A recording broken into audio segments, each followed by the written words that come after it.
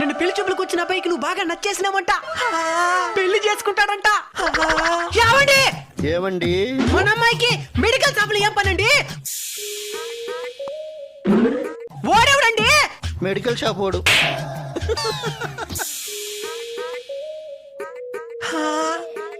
ఇది ఎందుకు నవ్వుతున్నదండి? లెటర్ ఇచ్చిన దానికి. ఈ ఇంటికి రాని దాన్ని కట్ చేస్తాను. ఎవడే వాడు? మా నాయన ఈడు కాదు, వాడు. వాడంటే మెడికల్ షాప్ వాడు. ఎందుకు భయపడుతున్నదే? అడగరేంటండి? అడగమంటావా? అడుగు. టిఫిన్ రెడీ అయింది, తిందురామ్మా. ఎల్లరేకం వాళ్ళని చేసుకుని తప్పు చేసినాడు. అసలు ఎవడే వాడా?